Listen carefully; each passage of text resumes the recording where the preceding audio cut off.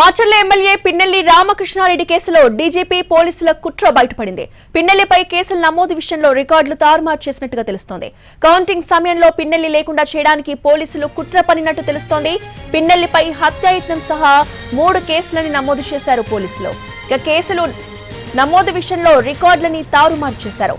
మే 23నే కేసులు నమోదు చేసిన పోలీసులు హైకోర్టుకు మాత్రం 22న నమోదు చేసినట్టుగా తెలిపారు.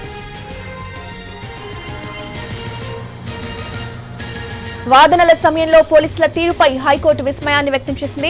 పిన్నెల్లిపై ముందస్తు బెయిల్పై కోర్టు తీర్పును వాయిదా వేసింది. మరోవైపు ఎలాంటి జీవో లేకుండా నిబంధనలకు విరుద్ధంగా పోలీసుల తరపున న్యాయవాది అశ్విని కుమార్ వాదనలు వినిపించారు. అయితే అశ్విని కుమార్ గురించి పబ్లిక్ ప్రాసిక్యూటర్ కు డీజీపీకి గానీ పోలీసులు గానీ కనీసం సమాచారం ఇవ్వలేదు. నిన్న కోర్టుకు హాజరైన అశ్విని కుమార్ ఇవాళ మాత్రం రాలేదు. అయితే టీడీపీ లీగల్ సెల్ నుంచి న్యాయవాది సోసాని వెంకటేశ్వర్లు బాధితుల తరపున వాదనలు వినిపించారు.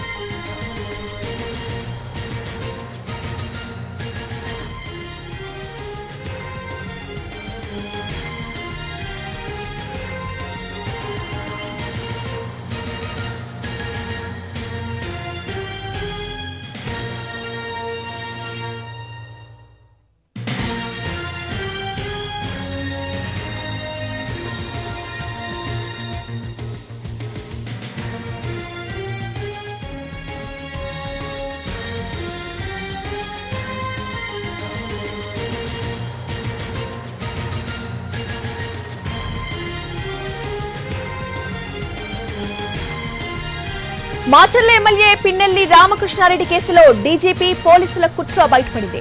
పిన్నెల్లిపై కేసుల నమోదు విషయంలో రికార్డులు తారుమారు చేసినట్టుగా తేలింది. కౌంటింగ్ సమయంలో పిన్నెల్లి లేకుండా చేయడానికి పోలీసులు కుట్ర పన్నినట్టు తెలుస్తోంది. పిన్నెల్లిపై హత్యాయత్నం సహా 3 కేసులని నమోదు చేశారు పోలీసులు. ఇక కేసుల నమోదు విషయంలో రికార్డులు తారుమారు చేశారు. మే 23నే కేసులు నమోదు చేసిన పోలీసులు హైకోర్టుకు మాత్రం 22న నమోదు చేసినట్టుగా తెలిపారు. వాదనల సమయంలో పోలీసుల తీరుపై హైకోర్టు విస్మయాన్ని వ్యక్తం చేసింది. పిన్నెల్లికి ముందస్తు బెయిల్పై కోర్టు తీర్పును వాయిదా వేసింది. మరోవైపు ఎలాంటి జీవో లేకుండా నిబంధనలకు విరుద్ధంగా పోలీసుల తరపున న్యాయవాది అశ్విని కుమార్ వాదనలు వినిపించారు.